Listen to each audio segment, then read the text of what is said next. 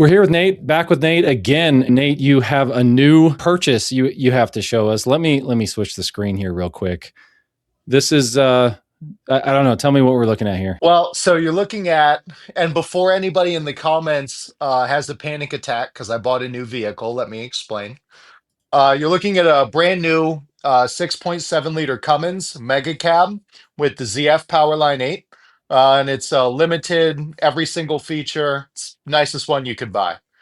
Now, before anybody goes in the comments and labels me a turncoat because I'm so vocal about not buying new cars, let me give a little bit of context. This is not a personal vehicle for me. This is a company for NextGen Drivetrain, or excuse me, a vehicle for NextGen Drivetrain as an engineering vehicle. And there's two reasons that we made this decision, or better said, that I made this decision. One reason is that we're big boys now. And, for us, if buying an engineering vehicle allows us to get a product on market 3 months sooner, for example, and that 3 months is worth $1 million in income to the company, then that means that buying a vehicle for 100 some thousand dollars and then trading it in for $80,000 when we're done with it, that call it $40,000 buys us an additional million or million and a half in corporate income. So I'm just being honest with people that it makes sense for the business to purchase something like this so that we can get product out to the public more quickly and efficiently. And we also get the ability to test in-house rather than testing through partners. So this is an engineering vehicle and it's receiving our Pulse Delete kit right now, which of course we've been moving for some time. But new products are coming down the pipe, which will be tested in this Powerline 8 vehicle. The second reason is because Trump's big and questionably beautiful bill has included a plurality of tax deductions that my company would be eligible for. And one of them is the ability to depreciate the full price of this vehicle in the same tax year. And if there's something I despise more than purchasing a new car, it's giving money to the government so they can use it for nefarious and illegitimate purposes. So I would rather burn it than give it to them. And so I basically did the same thing and I gave it to Ram. Yeah. Is there I mean, other than it's most likely just the pulse delete is the reason why you went with Ram. Did you even consider GM or Ford, or is it you already have kits for those? You're pretty confident in those? There wasn't really a reason to look that direction.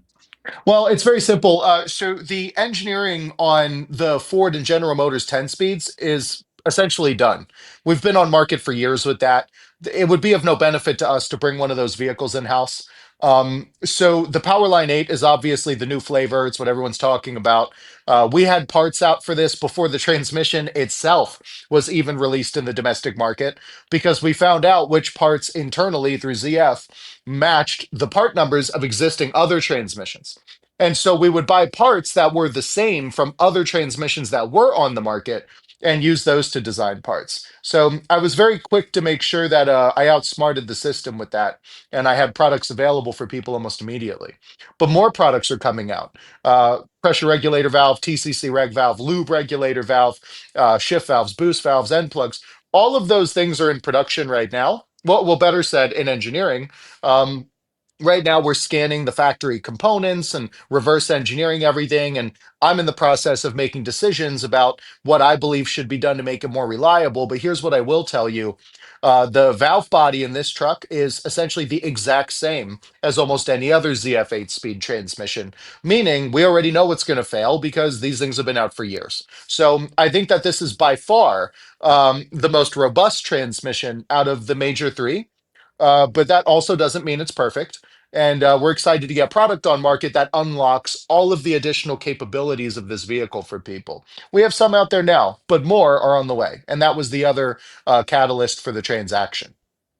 What do you think of it in its stock form? I really like the ZF8 in mine, but it's not the Powerline 8. Well, it's very simple. The predecessor to this transmission was the 68 RFE, which sucks in every conceivable way. It's one of the worst transmissions ever designed. It's absolute garbage. I designed more parts for it than anybody that I know. I don't believe any other company is designing more parts with just one engineer for that thing. So I can tell you all about its predecessor. And that transmission was heinous. It was deeply unreliable, and it literally had plastic stuff inside. They were plastic parts. So it was. for the extra couple of cents to go aluminum, they couldn't figure that one out. So, um, with the rubric of comparison in pain, it's dramatically better. Now, obviously, because of what I do for a living, I see a couple of things that I would like to be different. But what I will say is that it's a dramatic improvement from what was before. And I would also say that it's a dramatic improvement against the 10L 1000 and 10R 140 in the competing General Motors and Ford product. It drives amazing. It's a very, very nice transmission. I would like to see for myself how it behaves without pulse dampeners. I know what removing them in things like Hellcats does. And I'm very excited to see that outcome in our new engineering vehicle. The vehicle's black on black on black on black. And yeah, it's as black as Yeah, it gets. I Yeah, like it. so yeah, MegaCab. so it's as black as they come. So we named it Midnight. Pretty much all the names in the hat were stripper names, and Midnight sounded cool, and so that was the one we went with. Why Uh, not? how long are you going to test it for, and how do you go about the testing? Well, on a serious note, so the testing goes on as long as it needs to go on. Okay, so if we need the vehicle for 2 months and then we trade it in, that's what we're going to do. If we need it for a year and trade it in, that's what we're going to do. Now, as far as what that looks like, it's the exact same thing as we do previously, but we're now doing it in house. And so what that means is when we prototype a product historically, we would find a shop that we're comfortable with and we've worked with historically, and we'd say, hey, we have a new product. I want you to give me your feedback and I want you to be honest. Okay. If we suck, I need to know because this is not going on the market until we have a whole load of testing executed for the product. So um, we determined that if we could speed things up by 3 to 6 months, that's a 7-figure increase in available revenue to the business. So now we're just doing the exact same thing here. So what we will do now is remove the valve body at our will here, and we will perform these modifications here, and we will get the truck down the road here, and we will see for ourselves what's going on and what makes sense and what doesn't. So it's really just a testing vehicle. And instead of exporting that testing to people that would like to volunteer in exchange for products or incentives, uh, we're executing that testing here within NextGen's confines. So it's very simple, to be honest. My truck, my 1500. You think I should put a pulse delete kit in it? I'm about 99% sure that the one for the Powerline 8 will also fit your truck. Hmm. I'd like to be 100% sure. There's a code on the separator plate that would tell us. But in my personal opinion, that's probably the biggest Achilles heel with the ZF Powerline 8. They should have been designed without pulse dampeners. Um, I asked an engineer at ZF at the South Carolina plant where the Powerline 8 is actually made. And I said, hey, can you explain why you guys use pulse dampeners? And he gave me a horse response.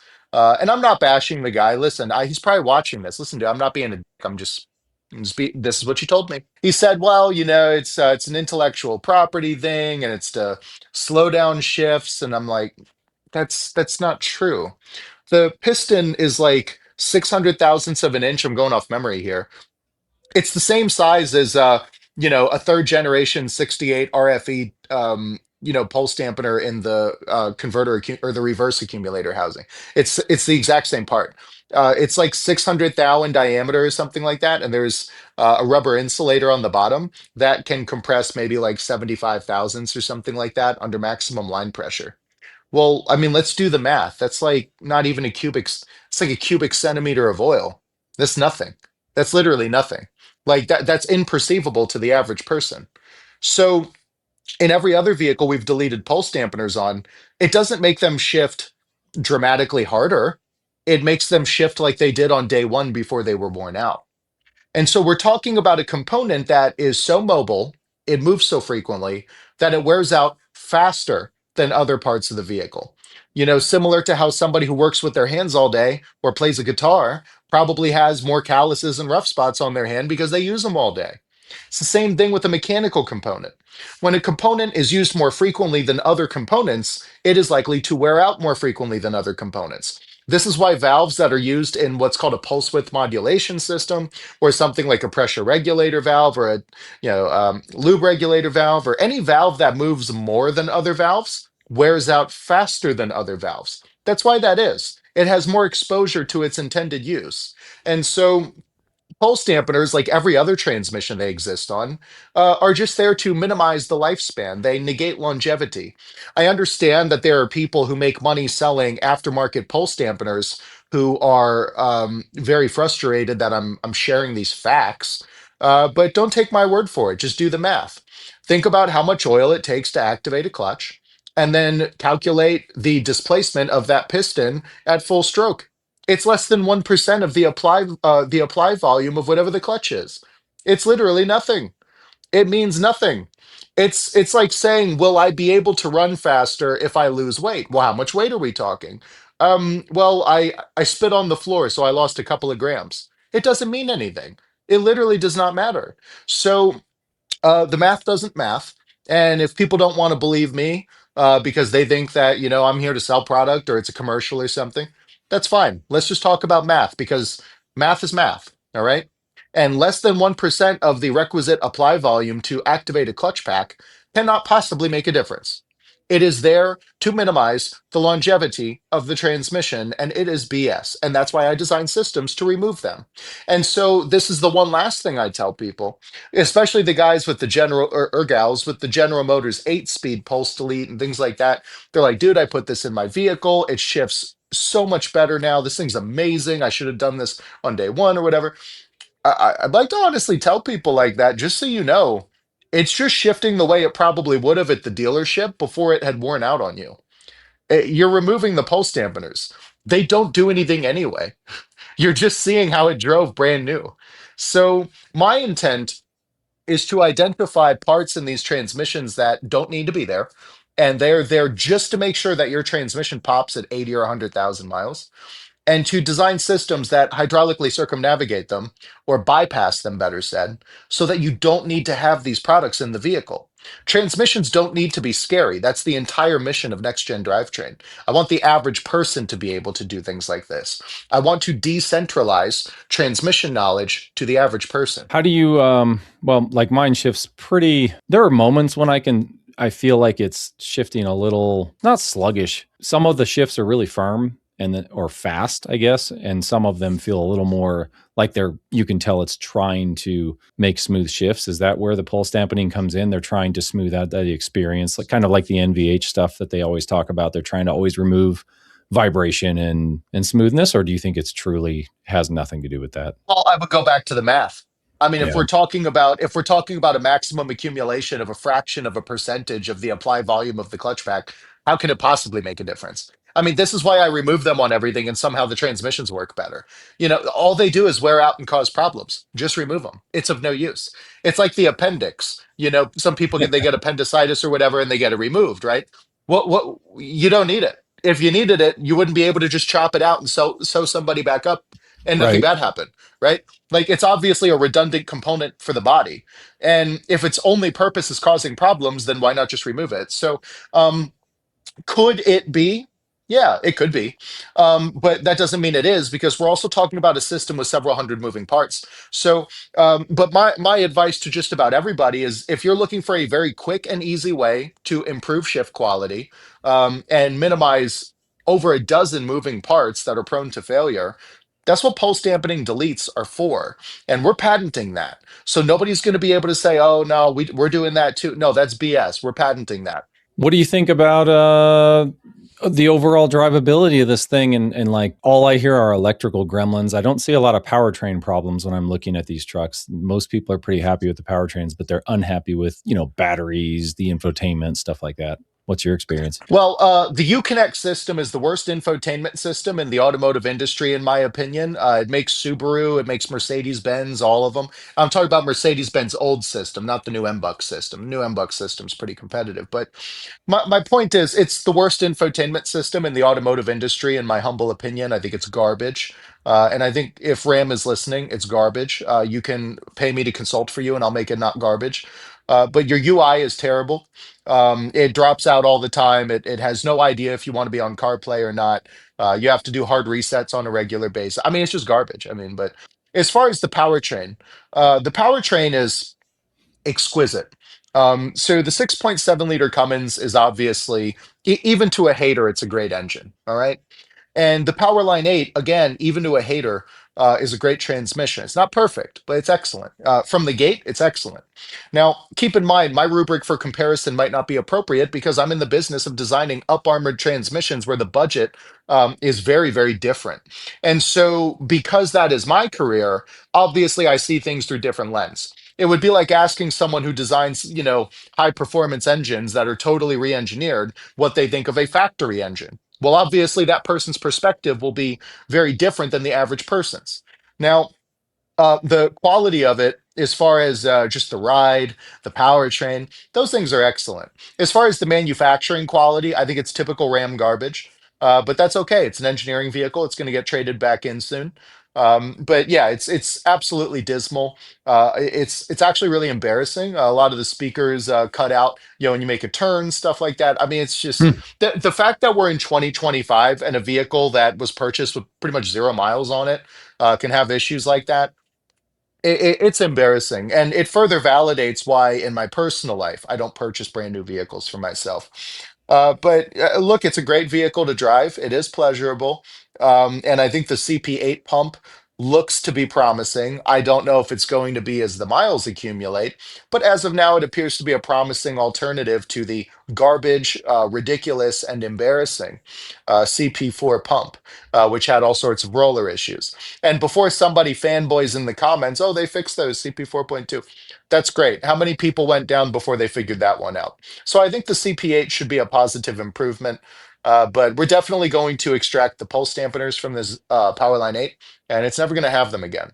So whoever has this vehicle after me is going to be very pleased with the way it behaves. You should sell it on the channel here. Hey, hey, make me an offer, 120K.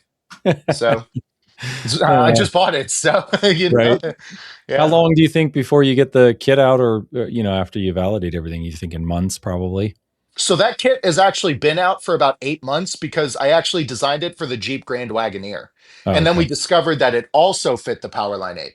So the Okay. kit's actually been out for nearly a year. It's That more you can go, validation. yeah, you can buy it right now. That's Yeah. it's not even validation because we've sold so many. I mean, it's just a great product. But the point, it's so simple. It's you don't have to modify anything. It's just a separator plate. You just unbolt half the valve body, swap the plates out, bolt it back on. It could not be easier. It's the easiest ZFs are the easiest pulse delete kits that I design. Now, as far as everything else, by the end of 2026, we will have a complete and total Powerline 8 valve body upgrade kit that covers every base. But a pulse dampener delete kit is the most obvious thing, and that has long since been on market.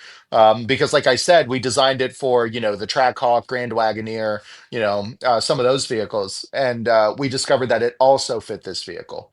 And so there was no production pipeline. We just had to put one in a Powerline 8 truck and make sure that it did the same thing it did on all the other vehicles, which indeed it did. In fact, it was a little bit more robust. So I'm very excited for the outcome. But yeah, we're going to get a lot of crazy stuff on market, and no one's holding Nice. us back. So You said PWM, so pulse with modulation, and it made me. I'm going to derail this a little bit, but I don't care. sure. I was just researching how variable volume oil pumps work in trucks, and they use PWM signals to basically change the geometry of the pump and push more oil through the engines because they want less parasitic loss. What do you think about that? And do you think it is the cause, or maybe contributing a little bit to some of the problems we see with all these engines in GM, Toyota, everybody? I think anybody with a 7.3 Godzilla knows what I'm going to say. so, um, so that bad idea. Static volume oil pumps are for the win, in my opinion. And having a pressure regulator system that establishes a maximum input pressure of oil to those systems is the way to do things. They've been trying this for a long time on the General Motors 6-speed transmission and that pump, the 10R80, 10L80, 10L1000. What you're describing has become very pervasive, and it's not necessarily only used with pulse width modulation. However, for anybody that's lost right now, what we're talking about is an oil pump where the amount of oil that it can displace in one revolution changes by moving all of the veins and teeth around over a certain size orifice in the pump. Now, if you're like, well, that sounds complicated, it is. That's why it sucks. I believe that system should be simplified in every way possible. That's why we remove pulse dampeners. That's why we removed feed limit valves, which has successfully triggered the entire transmission industry, who makes money selling aftermarket feed limit valves that are made of the same material. I deleted them. People are pretty angry right now. It's okay, stay angry. The automotive industry hates when people fix problems because it's very similar to healthcare in the sense that sick people are profitable customers and people with broken vehicles are profitable customers. And I don't view things that way. Um, I think I could pay, if I worked in healthcare, I think I could pay my bills and help people be healthy. And in the automotive industry, I think I can pay, in fact, I know because I do it every day. I pay my bills by helping people fix problems. And for anyone that thinks that's marketing, we have a lifetime warranty with no mileage limitation or power. Awesome. Well, thanks, Nate. I appreciate it. Sure.